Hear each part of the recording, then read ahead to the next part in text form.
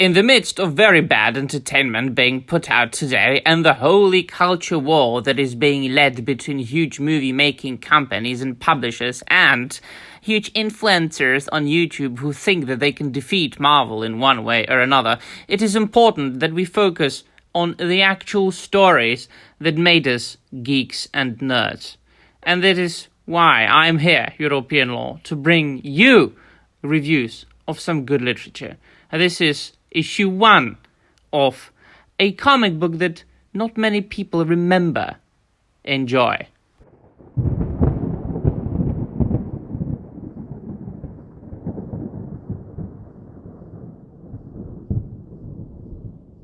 West Hall, everybody, and welcome to yet another video. Most of you, my dear friends, might know Teenage Mutant Ninja Turtles from the 1980s animated TV show or from the subsequent live-action films, especially the first one, which was much darker and a masterpiece as far as the 90s representations of the comic book medium in films.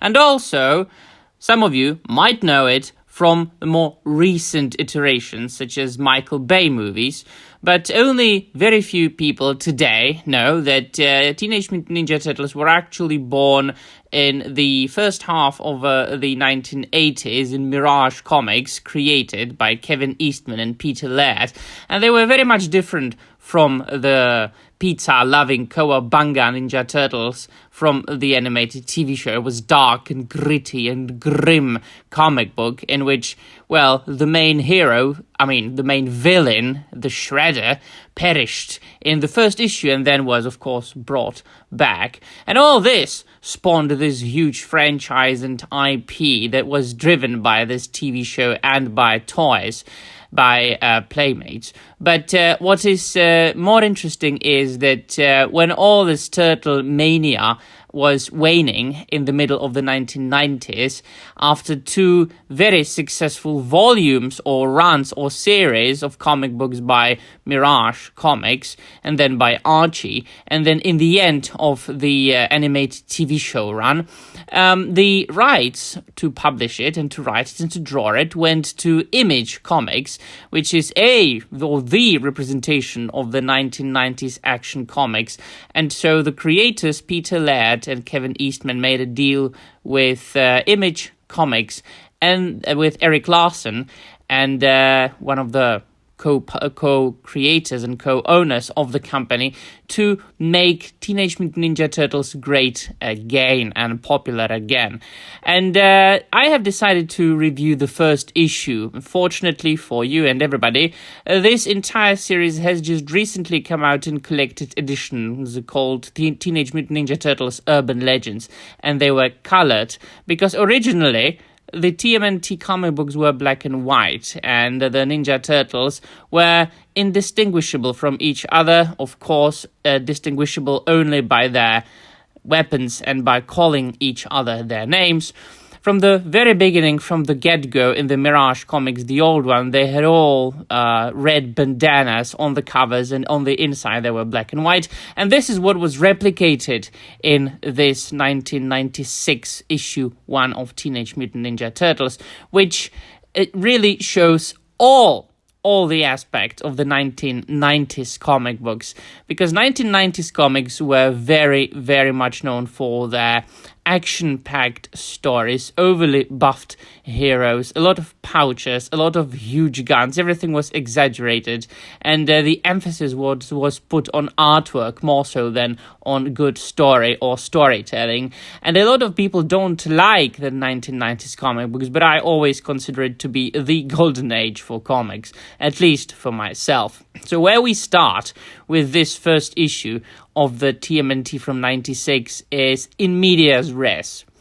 It's basically, we begin during a celebration of the 18th birthday of the Ninja Turtles, and their celebration is being interrupted by a bunch of cyborgs along with a female ninja that is their leader.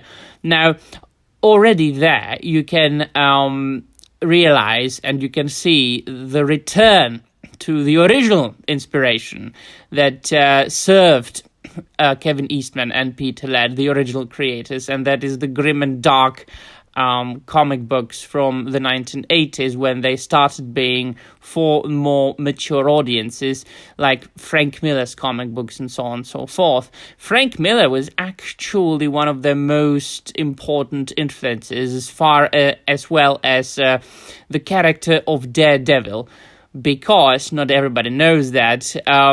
There is a story in the origin of the character of Daredevil where, as a little boy, Matt Murdock saves a man from being run over by a truck. And that truck was loaded with canisters with radioactive chemicals. And one of these canisters hit Matt in the face, and he got exposed to this substance, and then he got blind, and by this he also got his superpowers.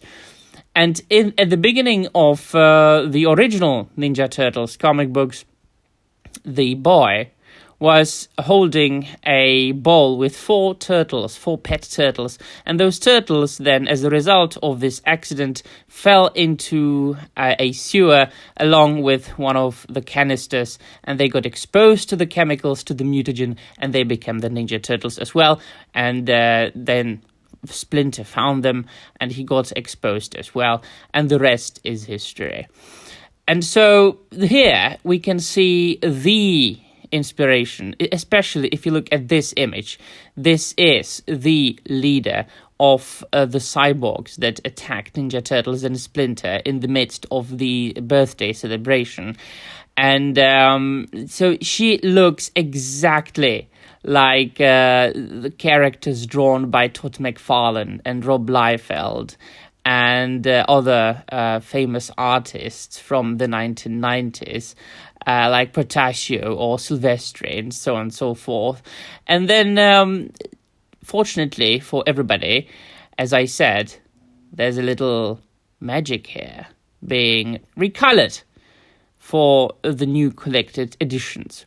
So you will be the judges of what you prefer, if you prefer the original black and white version from the single issues from the 1990s, or if you prefer the new remastered and colored versions from, it was actually published by IDW now. And so the story goes that the Ninja Turtles are fighting those cyborgs and fighting the female leader. And they realize that the armor that is being worn by the cyborgs is being able to, self-repair, which is if you cut off a limb, it grows back, and even better with more sophisticated weapons.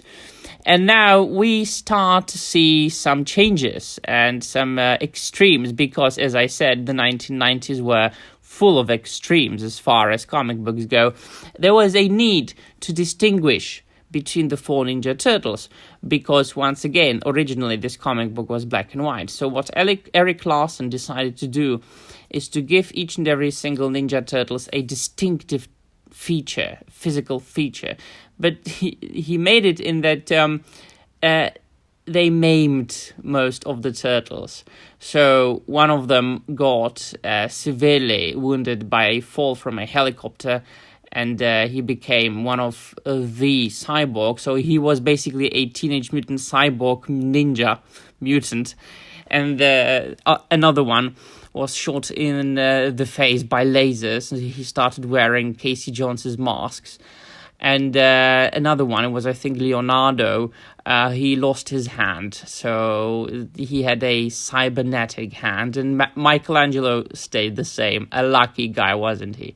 So already in this first issue, two of the turtles are wounded, so that in the subsequent issues, their body parts can be replaced by those cybernetic parts. And so this series of Teenage Mutant Ninja Turtles from 1996 is very, very, very close to the original 1980s Mirage comics, in that it is dark, it is violent, it is gritty, it is black and white, it is very far away from this Cowabunga Dude Pizza 1980s cartoon TV show. But it's also very, very much a product of its time. It's a true pure 90s action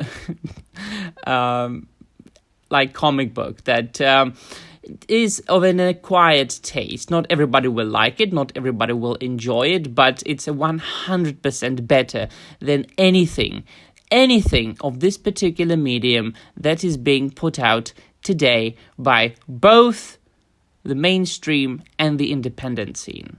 So I do 100% recommend you go and get those collected editions, TMNT, Teenage Mutant Ninja Turtles, Urban Legends by IDW, and enjoy the hell out of it. And let me know in the comments down below if you are interested in it, if you've ever read it, or if you are going to buy those collected editions based on my recommendation. And that will be all. Thank you very much for watching, and I'm out of here.